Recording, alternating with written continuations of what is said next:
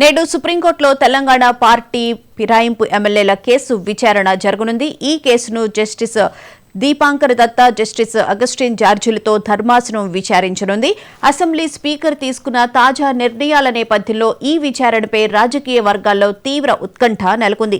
తెలంగాణ అసెంబ్లీలో పార్టీ ఫిరాయింపులపై దాఖలైన అనర్హత పిటిషన్లను స్పీకర్ గడ్డం ప్రసాద్ ఇటీవల పరిశీలించి కీలక నిర్ణయం తీసుకున్నారు. మొత్తం 5 ఎమ్మెల్యేలపై దాఖలైన అనర్హత పిటిషన్లను ఆయన కొట్టివేస్తూ వారు పార్టీ మారలేదని స్పష్టంగా పేర్కొన్నారు. ఎమ్మెల్యేలు అరికపూడి గాంధీ, తెల్లం వెంకట్రావు, బండ్ల కృష్ణమోహన్ రెడ్డి, గూడెం మహిపాల్ రెడ్డి, ప్రకాష్ గౌడ్లపై అనర్హత వేటు వేయడానికి స్పీకర్ నిరాకరించారు.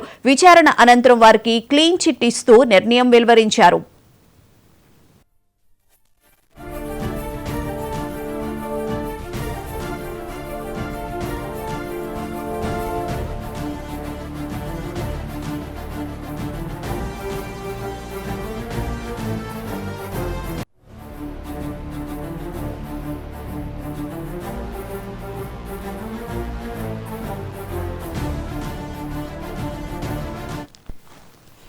పార్టీ ఫిరాయింపుల వ్యవహారంపై గత విచారణ సందర్భంగా నవంబర్ 17న సుప్రీంకోర్టు కీలక సూచనలు చేసింది. డిసెంబర్ 18వ తేదీలోపు అనర్హత పిటిషన్లపై నిర్ణయం తీసుకోవాలని అసెంబ్లీ స్పీకర్కు ఆదేశాలు ఇచ్చింది.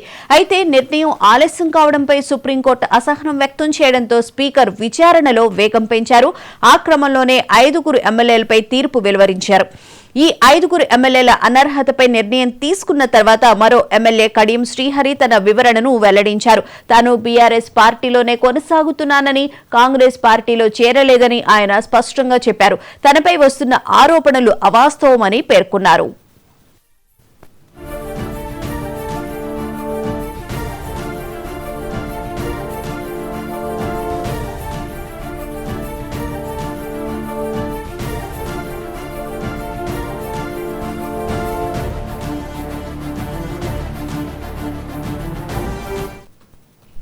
నాలుగు వారాల్లోగా కోర్టు ధిక్కార పిటిషన్పై జవాబు చెప్పాలని సుప్రీంకోర్టు గత విచారణ సందర్భంగా ఆదేశించడంతో నేడు విచారణలో సుప్రీంకోర్టు ఎలాంటి నిర్ణయం తీసుకుంటుందన్నది ఆసక్తికరంగా మారింది.